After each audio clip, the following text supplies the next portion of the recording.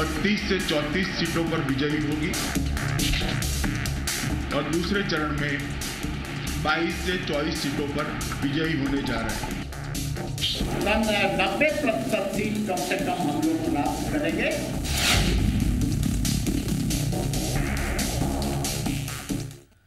तो चुनाव में जब सवाल आन का बन जाए तो रुझान की अहमियत बढ़ जाती है। बिहार चुनाव में रुझान किसके पक्ष में है, सवाल से ज्यादा अहम सवाल यह बन गया है कि रुझान किसके पक्ष में नहीं है, और रुझान के इन सवालों के लिए सियासी बाण लगातार चलाए जा रहे हैं। पहले 2 चरण में जो मतदान हुआ है उसमें दोनों चरण के बूथ स्तर के कार्यकर्ताओं के पास से एनडीए के सभी साथियों के पास जो रिपोर्ट आई है उसका नोट एक्सचेंज करने के बाद हमारा अनुमान बना है कि पहले चरण में भारतीय जनता पार्टी 32 से 34 सीटों पर विजयी होगी एनडीए के साथ, और दूसरे चरण में 22 से 24 सीटों पर भारतीय जनता पार्टी और एनडीए के साथी विजयी होने जा रहे हैं।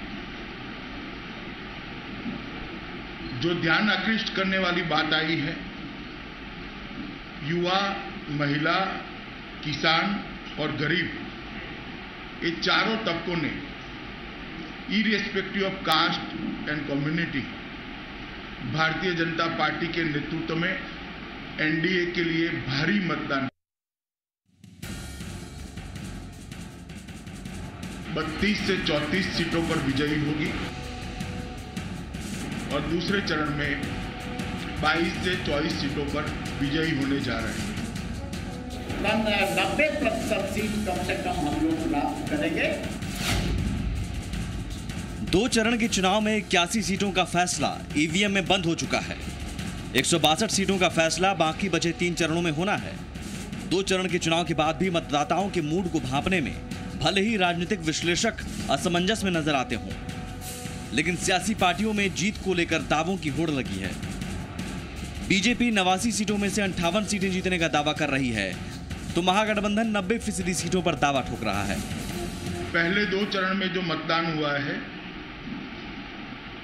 उसमें दोनों चरण के बूथ स्तर के कार्यकर्ताओं के पास से एनडीए के सभी साथियों के पास जो रिपोर्ट आई है उसका नोट एक्सचेंज करने के बाद हमारा अनुमान बना है कि पहले चरण में भारतीय जनता पार्टी 32 से 34 सीटों पर विजयी होगी एनडीए के साथ, और दूसरे चरण में 22 से 24 सीटों पर भारतीय जनता पार्टी और एनडीए के साथी विजयी होने जा रहे हैं। 2 चरणों के चुनाव में 90% सीट कम से कम हम लोग प्राप्त करेंगे, और पहले चरण में तो 40 से अधिक प्राप्त करेंगे ही। दूसरे चरण में भी पुनरावृत्ति प्रथम चरण की हुई है, और तीसरे, चौथे, 5वें चरण में तो बीजेपी का अब सफाया होना शुरू हो जाएगा। अब बीजेपी कितने सीट प्राप्त करेगी इसकी चर्चा होने लगेगी, और वो मैंने पहले ही आपको कह दिया था, और सत्ता में स्थापित होने के लिए नहीं बल्कि वो विपक्ष की हैसियत अनलेबल रह जाए, इसके लिए लड़ाई लड़ेगी। दावे अपनी जगह हैं, लेकिन साफ है कि दोनों गठबंधन 2 चरण के चुनाव के बाद चुनावी रुझानों को समझने में लगी है और उसे अपने अपने पक्ष में बताकर बाकी 3 चरणों के चुनाव में बढ़त बनाने की कोशिश में है। हालांकि अब तक के रुझान से जो बड़ी बातें हैं उनमें पहला ये कि इस चुनाव में महिलाएं बड़ी संख्या में वोट डालने के लिए घरों से बाहर निकल रही हैं, और दूसरा ये कि मुस्लिम मतदाताओं में भी ध्रुवीकरण साफ देखा जा सकता है। महिलाओं का बड़ी संख्या में निकलना किसके पक्ष में है, इसे लेकर भी विश्लेषकों में अलग अलग राय है। वहीं महादलित वोट बैंक के रुझान को समझना भी मुश्किल लग रहा है। हालांकि जातीय और सीट के समीकरण के साथ महादलित वोट बैंक शिफ्ट हो रहा है, लेकिन अब तक के रुझान को देखें तो महादलित वोट बैंक पर मांझी और पासवान का दबदबा माना जा रहा है। लेकिन जहां मांझी और पासवान की पार्टी चुनाव नहीं लड़ रही है, वहां महादलित वोट एनडीए को मिलेगा या नहीं, ये एक बड़ा सवाल है। वहीं 2 चरण के चुनाव में एक और बड़ी बात है, सुबह तेज रफ्तार मतदान के बाद दोपहर बाद मतदान का धीमा होना। मतदान के इस ट्रेंड पर भी अलग अलग कयास लगाए जा रहे हैं। इन सवालों के बीच अब आगे के 3 चरणों के लिए भी सभी राजनीतिक पार्टियां अपनी अपनी रणनीतियों में बदलाव पर बदलाव की जा रही है। बीजेपी जहां गोमांस के मुद्दे को छोड़ विकासवाद के मुद्दे को और आक्रामक तरीके से रख रही है, वहीं महागठबंधन आरक्षण के मुद्दे पर आक्रामक रुख अपना रहा है। पूरे चुनाव अभियान में एनडीए की ओर से विकास का मुद्दा हमने मुख्य मुद्दा बनाने का प्रयास किया है और कुल मिलाकर असेसमेंट लगाए तो एनडीए का टोटल प्रचार विकास पर केंद्रित हुआ है। मैं मानता हूं कि बिहार की जनता जंगल राज 2 कतई नहीं चाहती, विशेषकर अति पिछड़े, दलित और महादलित, उनके लिए 15 साल का जंगल राज का शासन, लालू जी का शासन दुस्वप्न की तरह है। गुरु है मोहन भागवत और नरेंद्र मोदी बीजेपी के गुरु है सब गोलवलकर। मनसा साफ है तो गुरु गोलवलकर ने जो रिजर्वेशन के खिलाफ लिखा बंच ऑफ थॉट, उस किताब को आप जलाइए पहले, मोदी उस किताब को जलाओ। साफ है बिहार चुनाव में सवाल आन का है और इसलिए 2 चरण के चुनाव के रुझान के बहाने सियासी बाण छोड़े जा रहे हैं ताकि बिहार की सत्ता साधी जा सके। छपरा से राकेश और पटना से साकेत और ब्रजम पांडे के साथ ब्यूरो रिपोर्ट, जी मीडिया पटना। और बड़ी बहस में हमारे साथ पैनल में जो मेहमान मौजूद हैं, सबसे पहले आपका उनसे परिचय करवा दें। अफजल शमसी साहब हमारे साथ हैं, बीजेपी के प्रवक्ता, डॉक्टर सुनील सिंह जेडीयू की तरफ से, शरबत जहां फातिमा कांग्रेस की तरफ से और दानिश रिजवान हम सेकुलर पार्टी की तरफ से। मैं सबसे पहले अफजल साहब आपके पास आऊंगा। अमित शाह दावा कर रहे हैं कि पहले चरण और दूसरे चरण में प्रॉपर वो सीट बता रहे हैं, इतनी संख्या में हम जीत रहे हैं। ये दावा किस आधार पर है और क्या ये दावा इसलिए कि एक माहौल बन सके, रुझान के जरिए आप बाकी 3 चरणों में भी माहौल बनाने की कोशिश कर सकें? देखिए, ऐसा है कि जो हमारे बूथ स्तर के कार्यकर्ताओं ने जो फीडबैक दिया है, उस फीडबैक के आधार पर इतना तय है कि जो 81 सीटों पर मतदान हुआ है उसमें भारतीय जनता पार्टी और एनडीए 55 से 57 सीटों पर कुल मिला के विजयी होगी। क्योंकि बिहार की आवाम और बिहार की जनता ने इस बात को महसूस किया है, परिवर्तन को महसूस किया है और उस परिवर्तन का ये परिणाम है कि लोग बड़ी संख्या में वोट देने के लिए निकले। अगर आप पिछले चुनाव को देखेंगे तो रेशियो काफी बढ़ जाता है और विशेषकर जब आप महिलाओं को देखेंगे तो महिलाओं के अंदर भी एक आत्मविश्वास बढ़ा है। इसलिए आत्मविश्वास बढ़ा है कि उन्हें एनडीए और भारतीय जनता पार्टी का जो विकास का और डेवलपमेंट का प्रोग्राम है और जो भारतीय जनता पार्टी विकास करना चाहती है, तरक्की देना चाहती है और उस तरक्की की भागीदारी के लिए वो आगे आए हैं। महिलाओं ने यह महसूस किया है। आज अगर आप 12 से 14 का ग्राफ देखेंगे, आप 81 में अगर 58-57 कह रहे हैं तो वो 57-58 जो है सीट, क्या वो आप कह रहे हैं कि विकास के मुद्दे पर आप मानकर चल रहे हैं कि आपके पक्ष में वो सीटें आ रही हैं? देखिए, भारतीय जनता पार्टी पूरा चुनाव डेवलपमेंट पे लड़ रही है। ये कांग्रेस और कांग्रेसी कल्चर की पार्टियां कास्ट, क्लास, क्रीड, अगड़ी, पिछड़ी, हिंदू, मुस्लिम इसी दायरे में उलझ के रह गई हैं। लेकिन भारतीय जनता पार्टी और पूरा एनडीए कुंभा जो हमारा है, हम डेवलपमेंट के नाम पे लड़ रहे हैं। हमारा सीधा मिशन है। मैं समझना चाह रहा हूं वो 57 सीट का दावा किस आधार पर है? आप क्या मानकर चल रहे हैं? वोटर आपके पास आ रहे हैं 57 सीट के वोटर, वो किस आधार पर आपके पास आ रहे हैं? क्या आप सोच रहे हैं इस बारे में?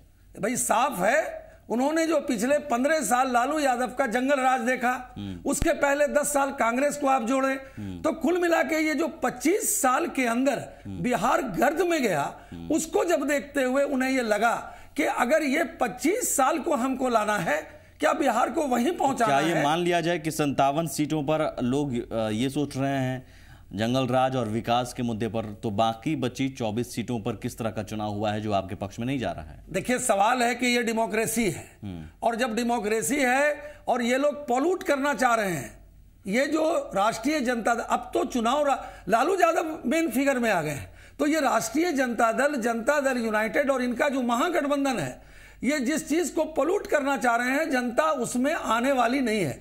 जनता ये बात पूरी तरह समझ रही है कि ये जो बिहार पिछले जो जंगल राज 2 की तरफ जाना नहीं चाहता है। जिस 24 सीटों पर क्या हुआ फिर मैं समझना चाहूँ, 24 सीटों पर ऐसा क्या हुआ जो आप हारने वाले हैं? देखिए, हारने वाले ये मैंने नहीं कहा। हम लोगों का जो फीडबैक है तो 24 पर हार रहे हैं। नहीं, देखिए, हम लोगों का जो आकलन है वो हमारे बूथ लेवल के कार्यकर्ताओं ने जो फीडबैक यहां पे लाके दिया है, उस फीडबैक के आधार पर हम लोगों का मानना है कि पहले 2 चरण में जो चुनाव हुए हैं, उस 2 चरणों के चुनाव में जो 81 सीटें हैं उसमें हम 55 से 57 आएंगे। जो रेस्ट सीटें हैं, जो रेस्ट सीटें हैं, उन सीटों के अंदर हमारा फाइट है, नेक टू नेक फाइट है। अच्छा, ठीक है।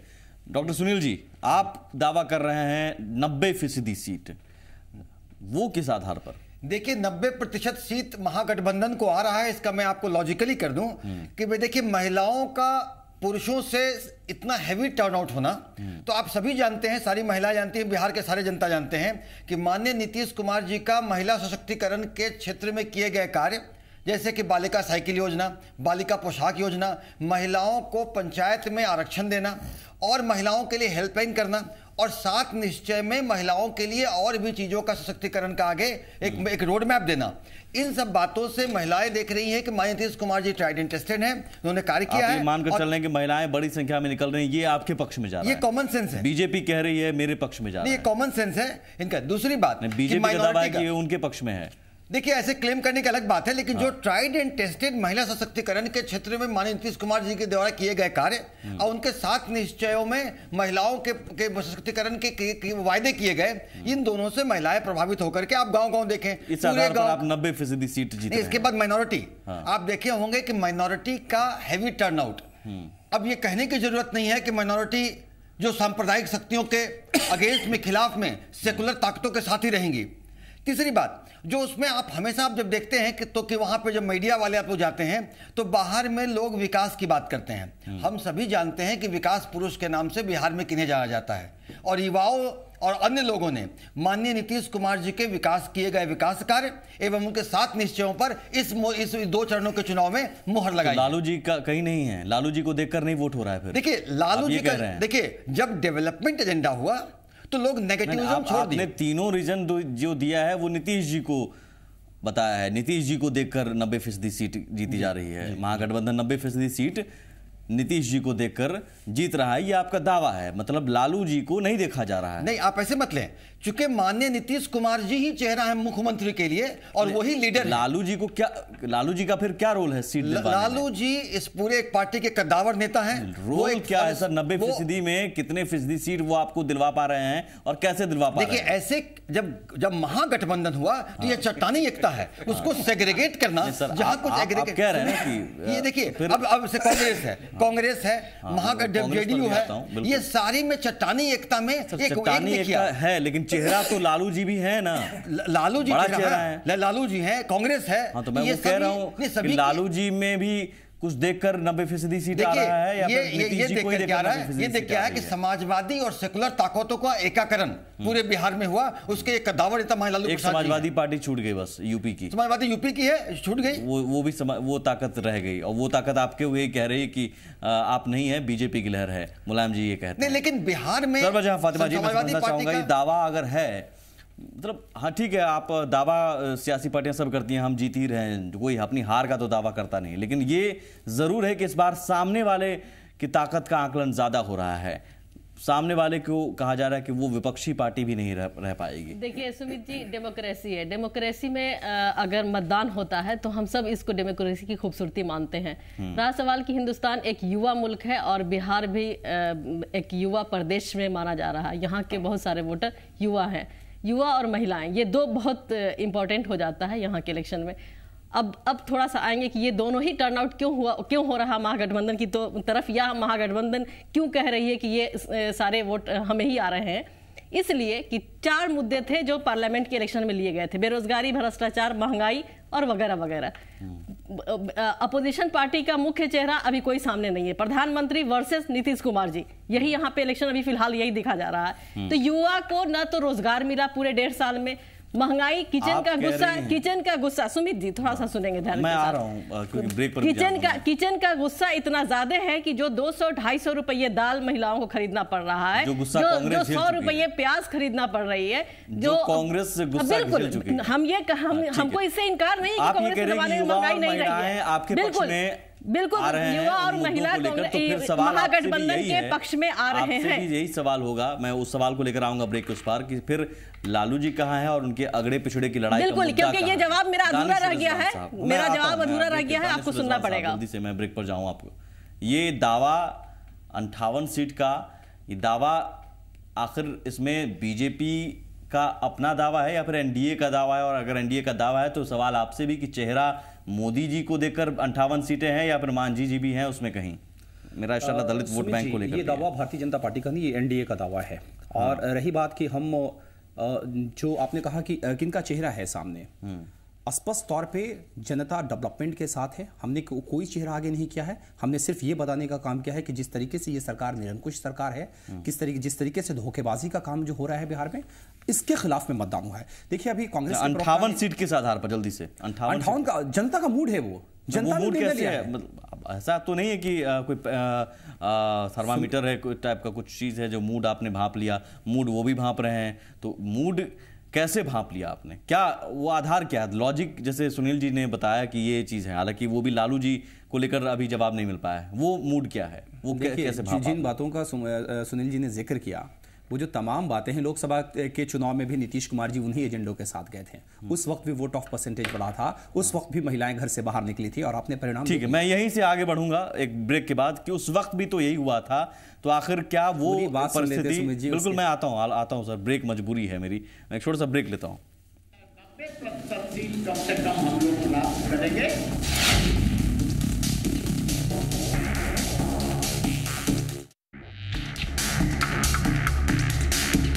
32 से 34 सीटों पर विजयी होगी और दूसरे चरण में 22 से 24 सीटों पर विजयी होने जा रहे हैं। 90% सीट कम से कम हम लोग प्राप्त करेंगे।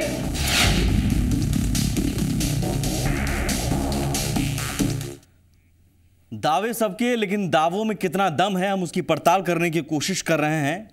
सब कह रहे हैं कि हमने मूड भांप लिया है, लेकिन मूड इस बार जनता का भांपने में अच्छे अच्छे राजनीतिक विश्लेषक भी मुश्किल में नजर आ रहे हैं। क्या इस बार मूड है? पहली बार ऐसा हो रहा है कि बिहार चुनाव में बड़े बड़े राजनीतिक विश्लेषक भी तय नहीं कर पा रहे हैं। जैसे कि महिलाएं अगर बड़ी संख्या में निकली हैं तो किसके पक्ष में निकल रही हैं, क्या सोच कर निकल रही हैं? विकास का मुद्दा सबसे ज़्यादा है ज़मीन पर या फिर हवा में है? दानिश, एक बड़ा फैक्टर ये भी है, एक बड़ा सवाल ये भी है इस बार अब तक के रुझान में कि महादलित वोट बैंक कहाँ जा रहा है। ये भी बहुत मुश्किल सवाल है। देखिए, आप कहेंगे दावा है, लेकिन सवाल का जवाब अगर मैं तर्कों के जरिए समझने की कोशिश करूं, ठीक है, आपका दावा है कि महादलित वोट बैंक पर मांझी जी हैं सबसे बड़े चेहरे, लेकिन जहां मांझी जी नहीं हैं, क्या वहां एनडीए जीत रहा है? देखिए, मांझी जी हर जगह हैं। मैं एक चीज़ बता दूं कि देश के इतिहास में पहली बार कोई मुख्यमंत्री होता है जो महादलितों की इतनी पूछ करता है, महादलितों की जितनी लड़कियां हैं उनको फ्री ऑफ कॉस्ट पढ़ा देने की बातचीत करता है, एजुकेशन के ग्राफ को बढ़ाने की बातचीत करता है।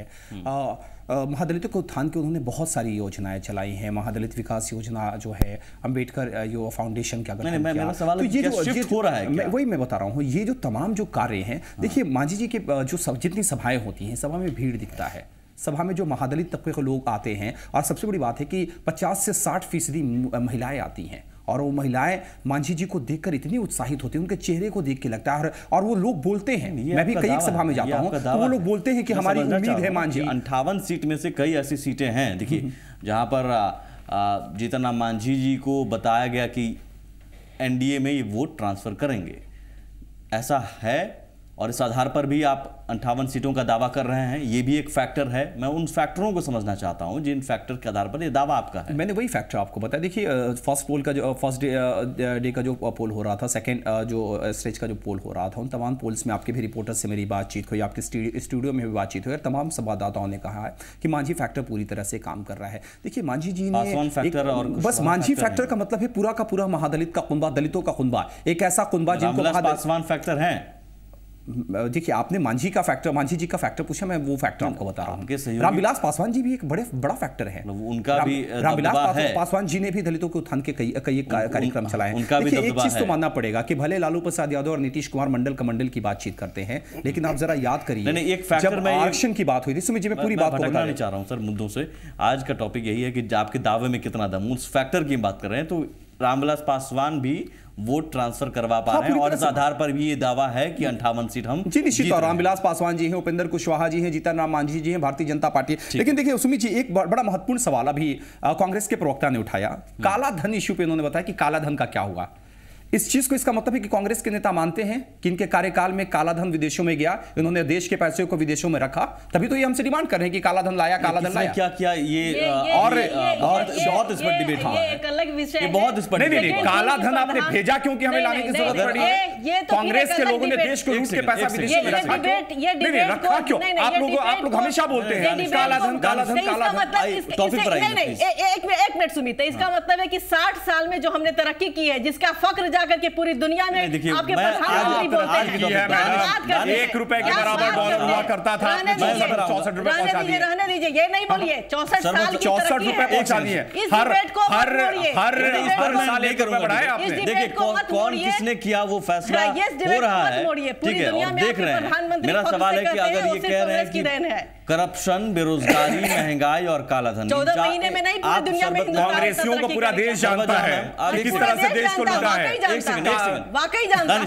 प्लीज वाकई जानता है। मैं आपको ये कह रहा हूं कि 4 जिन मुद्दों को आपने गिनाया है, आपका कहना है कि उन मुद्दों के आधार पर वोटर टर्नआउट हुआ महागठबंधन के पक्ष में, और जिस आधार पर आप कह रहे हैं कि 90% सीट आप जीत रहे हैं। सही कह रहे हैं। करप्शन, बेरोजगारी, महंगाई, काला धन, क्या अगड़े पिछड़े का मुद्दा लालू जी का नहीं देखा गया? इसका मतलब आप ये कह रहे हैं और लालू जी को देखकर नहीं?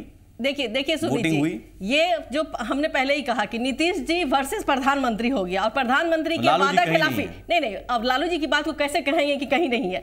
लालू जी का फैक्टर तो है ही है। कौन सा फैक्टर लालू जी का है? कैसे नहीं है? लालू जी बिहार के कदावर नेता रहे, लालू जी ने सामाजिक न्याय की बात कही है, लालू जी ने जो वंचित समाज था उसको एक तरह से नहीं,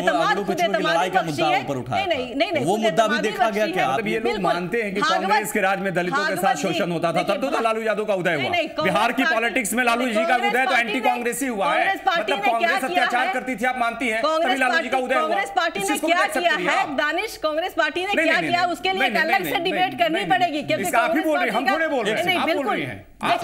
देखिए 60 साल लालू प्रसाद यादव जी ने उत्थान क्या मतलब? मैं समझना चाह रहा हूं 60 साल में कांग्रेस पार्टी ने हिंदुस्तान को कहां से कहां पहुंचा दिया। नहीं, मेरा सवाल जो है वो सुन लीजिए। देखिए मोहन मेरा सवाल ये है, एक सेकंड, मेरा सवाल तो सुनिए। सवाल ये है कि 90% सीट आप अगर दावा कर रही हैं, महागठबंधन दावा कर रहा है, उसमें योगदान करप्शन, महंगाई, बेरोजगारी और काले धन के मुद्दे का है, लेकिन क्या लालू जी का मुद्दा आरक्षण या अगड़ा पिछड़ा ये मुद्दा नहीं था? आप ये मानकर चल रही हैं? सुमित जी, यहाँ सिर्फ विकास और सिर्फ विकास का मुद्दा, नीतीश जी का चेहरा सामने है, चूंकि नरेंद्र मोदी जी सामने आ जाते हैं, इसलिए ये चारों चीजें आ जाती हैं। नहीं, सेकंड उसके बाद इलेक्शन जब इलेक्शन मोड में जब बिहार आ गया तो मोहन भागवत जी का एक बयान आना, ये वाकई चौंकाने वाला था। और सबको आप नहीं समझ रही मेरा सवाल है कि आपने वोटरों को आप कह रहे हैं कि वोटरों का मूड आप लोगों ने देखा है, समझा है वोटरों का मूड। आप ये कह रहे हैं कि 4 ही मुद्दे को लेकर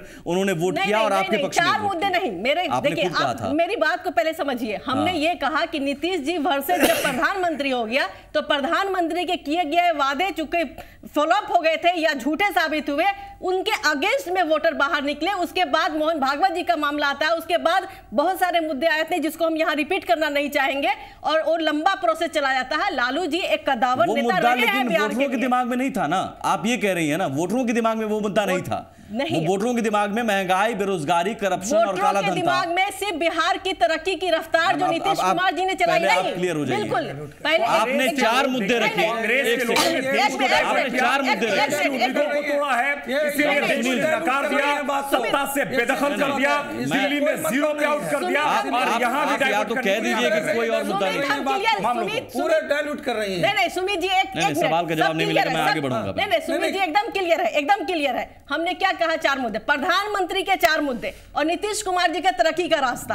तो तरक्की के रास्ते वोटरों ने क्या, आपने मूड समझा ना, वोटरों ने तरक्की के रास्ते को चुना, तो आरक्षण और अगड़े पिछड़े को नकारा, वो सेकेंडरी हो जाता है। पहले तरक्की होगी तभी तो आरक्षण और मैं क्या कह रहा हूं, वोटरों ने आरक्षण और अगड़े पिछड़े की लड़ाई के मुद्दे को नकारा और वोटरों ने विकास, करप्शन, महंगाई, बेरोजगारी, काला धन के मुद्दे पर वोट किया जो आपके पक्ष में गया। मैं आप ही की बात तो कह रहा हूं। आप देखिए, आप फिर कंफ्यूज कर रहे हैं, हम तो बार-बार मैं क्लियर कंफ्यूज कर रहे कर रहा हैं। नहीं डॉक्टर सुनील जी, आप जवाब देना चाहेंगे? देश को कंफ्यूज करके रखा हुआ है कल्चर में। डॉक्टर सुनील जी, आप जवाब देना चाहेंगे? कौन से मुद्दे? नहीं सुमित जी, क्लियर करने दीजिए। नहीं, बाकी मेहमान आप जवाब नहीं दे रहे। नहीं, ये चारों प्रधानमंत्री और भी होता है, इसका मतलब वक्त और भी होता है। कांग्रेस डॉक्टर सुनील जी, इसका मतलब है कि कांग्रेस को आप बुलाते क्यों हैं? नहीं सुमित जी, ये मैं उस सवाल का जवाब में दे दिस इज नॉट फेयर। ये दानिश का ये कहना कि देश की जनता कांग्रेस को नहीं सुनना चाहती, तो फिर आप कांग्रेस को नहीं, ये तो आप सबका आप सब अपने को लेकर दावा कर रहे हैं। मैं आपसे पूछ रहा हूं जो सवाल, हमने क्लियरली कहा, बाकी मेहमान भी है ना। नहीं, हमने क्लियरली कहा आपको कि प्रधानमंत्री के ये 4 मुद्दे। अरे मैडम, आप ही बोलिएगा, आप ही का परिवचन लोग सुनेंगे तो इन्हीं ठीक है, चलिए समझ गया आपके। एक सेकंड सर, बारी बारी से समझ गया सर। मैं आप डॉक्टर सुनील जी, मैं आपसे भी पूछ रहा हूं सर, किन मुद्दों को देखकर आप कह रहे हैं कि 90% वोट आपके पास आ रहा है? किन मुद्दों के आधार पर वोटरों ने वोट किया जो आप कह रहे हैं, आपका दावा है कि मूड आपने भांपा और वो मुद्दा ऐसा हुआ कि 90% सीट सीधे आपके पक्ष में जा रहा है? देखिए, उन मुद्दों में मैंने बताया आपको पहले, जैसे उसको रिपीट कर दूं कि महिला सशक्तिकरण के क्षेत्र में माननीय नीतीश कुमार जी के द्वारा किए गए कार्य, जो रिपीट कर रहे हैं वही मुद्दा है ना। नहीं, उसके अलावा मैं बता दूं कि देखिए, कुछ जैसे प्रधानमंत्री के जो उनके जो वायदे किए शिक्षा उन्होंने निभाया, फिर मेरा सवाल आपसे यही होगा, तो फिर लालू जी ने जो जिन मुद्दों को उठाया, क्या वो मुद्दा वोटरों ने नकार दिया? लालू जी के द्वारा जो उठाए गए मुद्दे वो महागठबंधन के द्वारा उठाए गए मुद्दे थे और आरक्षण के मामले में भाजपा की नीयत, छेड़छाड़ की नीयत के विरोध में हम लोग हैं और भारत में बहुत बड़ा मुद्दा था। और लालू प्रसाद जी ने जो अगड़ी पिछड़ी की लड़ाई की बात की, वो क्लासवाद के बारे में बोल रहे थे। अगर सवर्ण जाति जो किसने बात की मैं वो नहीं जानता हूं। आप देखिए, हमारा सोशल इंजीनियरिंग, वोटर आप कह रहे हैं कि विकास के मुद्दे पर आपके पक्ष में आ रहा है, लेकिन तुरंत आप कह रहे हैं नहीं, आरक्षण के पक्ष में नहीं। आप देखिए, एक बात सुमित जी, कोई भी चीज मल्टीफैक्टोरियल होता है, सामाजिक न्याय, 58 सीट जीतने का दावा आप विकास के मुद्दे पर ही आप मानकर चल रहे हैं, तो फिर क्या गोहत्या पर प्रतिबंध लगाने का जो बार बार बात कही जा रही थी, वो मुद्दा वोटरों के दिमाग में नहीं चढ़ा? आप सिर्फ विकास की बात कह रहे हैं, तो विकास के मुद्दे पर ही आपके पक्ष में 58 सीटें आ रही हैं, ये मानकर आप चल रहे हैं? देखिए, बीजेपी और एनडीए हमारे माननीय प्रधानमंत्री के नेतृत्व में हमारा मुख्य एजेंडा जो है वो विकास है और बिहार का विकास हमारी सबसे बड़ी प्राथमिकता है। यही तो हमने विकास। अरे मैडम, आपका वक्त आएगा तो बोलिएगा। नहीं, हमारा जो सबसे बड़ा एजेंडा है, तो फिर दूसरा मुद्दा नकार, वोटरों ने नकार दिया। लोगों के पास जो ये महागठबंधन है, ये मुद्दा विहीन है। सवाल आप लोग नहीं समझ पा रहे हैं। मेरा सवाल आज ये नहीं है कि अगड़े और पिछड़े की लड़ाई है, बैकवर्ड और फॉरवर्ड की लड़ाई है। शमशी साहब, सवाल समझिए सर। सवाल मेरा आप लोगों से ये है कि वोटरों ने क्या समझा आपके नजरिए से, इनके पास क्या मुद्दा है, उनके पास क्या मुद्दा है, छोड़ दीजिए सर। मैं आपके नजरिए से पूछना चाह रहा हूं। आपका दावा है वोटरों ने ये समझा, वोटरों ने विकास के मुद्दे को समझा, आप ये कह रहे हैं, तो उसका मतलब गौ हत्या पर प्रतिबंध लगाने की बातें जो सुशील मोदी जी कहते रहे वो नकार दिया वोटरों ने, विकासवाद पर ही वोटरों ने वोट किया, जिसके आधार पर आप कह रहे हैं 58 सीटें आप जीतेंगे, यही बात है? देखिए, सीधी सी बात है कि हमारा मुख्य एजेंडा विकास है और जो महिलाएं इतनी संख्या में निकली, विकास समझा, एनडीए का विकास, गोहत्या का मुद्दा नकार दिया गया, बीजेपी गोहत्या गोमांस का मुद्दा नकार दिया गया। जो भाई उस तरह से तो बैकवर्ड फॉरवर्ड लालू जी कर रहे हैं, वही तो मैं पूछ रहा हूं। लालू जी जिन एजेंडे को बोल रहे हैं उसको नकार दिया गया और बीजेपी और एनडीए का जो पूरा का पूरा विकास का मुद्दा है, उस विकास के मुद्दे को बिहार की जनता ने समझा, बिहार की आवाम ने समझा और भारी संख्या में जो महिलाएं निकल करके आई, लालू जी के जंगल राज से घबरा करके आई और उसी जंगल राज में आज फिर ये जाना चाहते हैं। और बिहार के अंदर जो 81 सीटों पर दावा हो गया है, सवाल अब उन 162 सीटों का है। चर्चा एक छोटे से ब्रेक के बाद। 32 से 34 सीटों पर विजयी होगी और दूसरे चरण में 22 से 24 सीटों पर विजयी होने जा रहे हैं। 90% सीट कम से कम हम लोग प्राप्त करेंगे।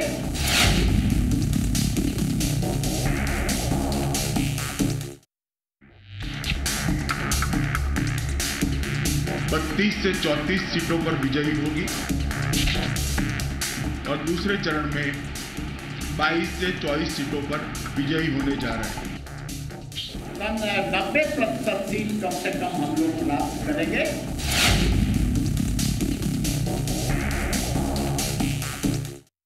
इक्यासी सीटों को लेकर रुझान के अपने अपने दावे हैं और उन दावों की पड़ताल हमने की। सभी का दावा है कि विकास के मुद्दे पर ही वोटर ने वोट किया और हमारे पक्ष में वोट किया, लेकिन दूसरे मुद्दों की को जो चर्चा जिन मुद्दों की वही नेता जनसभाओं में करते हैं, उन मुद्दों का यहाँ जिक्र करने से परहेज हो रहा है।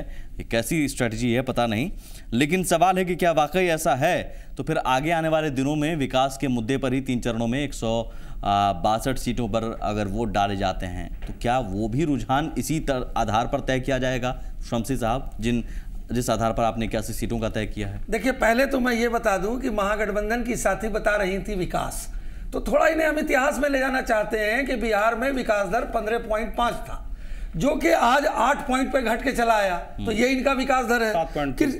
कृषि विकास दर इनका घट गया। अपराध में तेजी से बढ़ोतरी हुई, 21% अपराध बिहार के अंदर बढ़ गया। तो ये किस तरह का इनका विकास है? भारतीय जनता पार्टी और एनडीए पूरे डेवलपमेंट पे लड़ रही है, चाहे पहला चरण हो या 5वां चरण हो।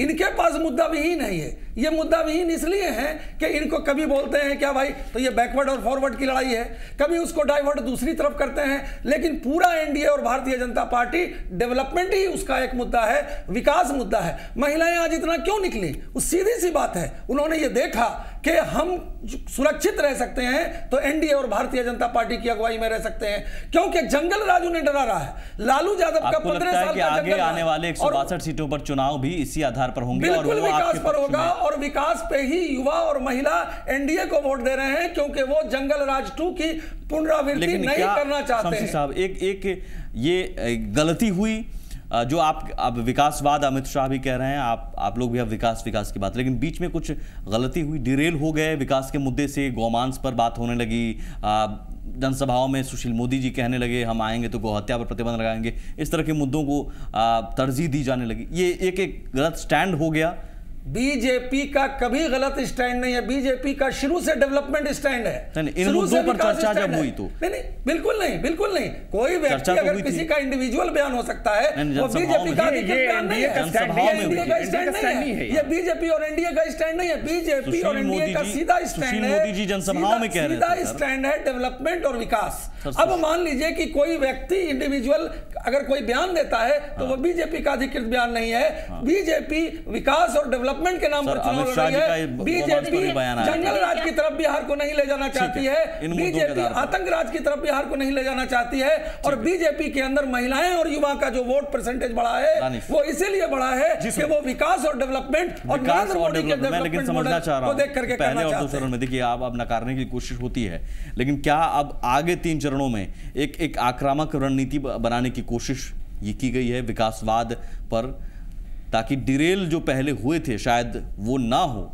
डिरेल हुए थे, कुछ दिनों तक हो गए थे, अब बयानों के पर प्रतिक्रिया देने के चक्कर में ही जैसे भी हो ये एक स्टैंड गलत हो गया था शायद। देखिए, कुछ स्टैंड मैं इस चीज़ को मानता हूँ, अगर आपने कहा है तो मैं इस चीज़ को मानता हूँ, लेकिन उसमें भी वक्त है। आप भी देख रहे थे कि किस तरह का माहौल क्रिएट करने की कोशिश की जा रही थी कि ये लड़ाई बैकवर्ड फॉरवर्ड की लड़ाई होगी, कभी बीफ के मसले पर। तो देखिए, काउंटर करने की ज़रूर हमारे तरफ से कोशिश की गई, लेकिन इंडिविजुअली जैसे आप एक चीज़ है कि डेवलपमेंट की बात हम करते हैं, मैं बार बार मैं आपके चैनल के माध्यम से मैं कर रहा हूं, मैं चुनौती देना चाहता हूं महागठबंधन के नेताओं को, क्योंकि लालू प्रसाद यादव जी का अभी तक का 80 से ज्यादा सभाएं उन्होंने करी है।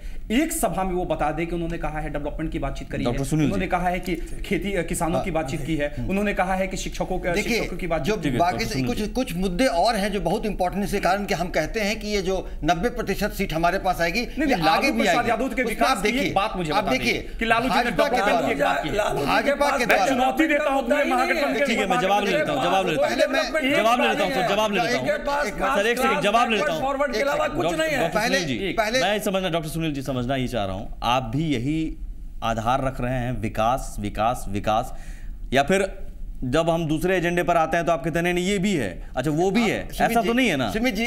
सिंगल मोस्ट इंपॉर्टेंट फैक्टर विकास है, तो लालू जी क्यों नहीं कहते? लालू जी का एक बयान मुझे कोई बता दीजिए। आज भी गोलवलकर की किताब का जिक्र कर रहे हैं। आप देखिए ये दादरी कांड और गोमांस के कांड पे भाजपा ने जैसी गंदी राजनीति करने की कोशिश दोनों दूसरे जनता जागरूक है, जनता जागरूक है, जनता जागरूक है। एक सेकंड, आप यूपी को नहीं ला सकते हैं, यूपी में समाजवादी की सरकार है। एक सेकंड डॉक्टर सुनील जी आप तय कर लीजिए सर, एक सेकंड बोलने दीजिए, उनको बोलने दीजिए, एक सेकंड। दूसरे राज्य को बिहार में घसीट के लाते हैं। मैं वही समझना चाह रहा हूँ सर, विकास के मुद्दे के अलावा कोई और भी मुद्दा आप कह दीजिए अगर है तो। मैं तो कह रहा हूँ कि ये भाजपा द्वारा दादरी कांड और गोमांस पे गंदी राजनीति करने की कोशिश को बुमरैंग किया गया। अब वैसे मैं एक और मुद्दा, आज अगर लालू जी कहते हैं गोलवलकर की किताब को जला दो, वो भी एक मुद्दा है। वक्त कम है,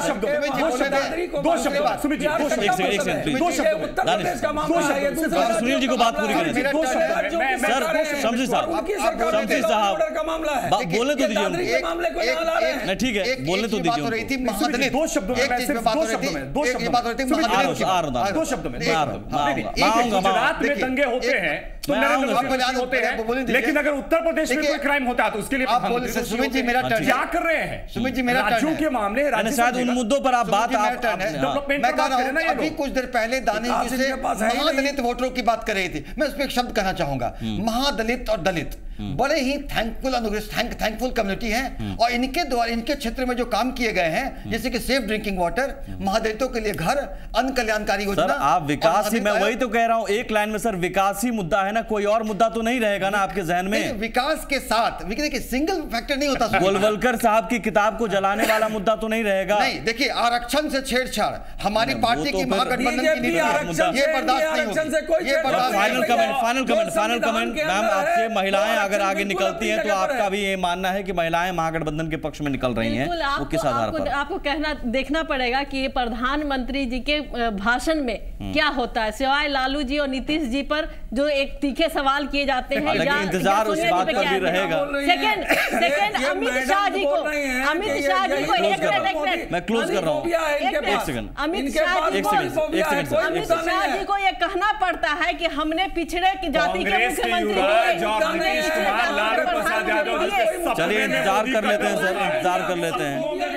इंतजार कर लेते हैं रुझान आगे आने वाले दिनों में क्या होते हैं। 25, 26 और 27 को भी नजर रहेगी पीएम मोदी क्या कहते हैं आने वाले दिनों में रैलियों में, और 8 तारीख को क्या होगा, तस्वीर साफ हो ही जाएगी। नमस्कार। 32 से 34 सीटों पर विजयी होगी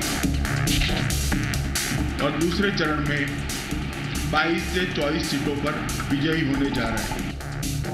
90% सीट कम से कम हम लोग प्राप्त करेंगे।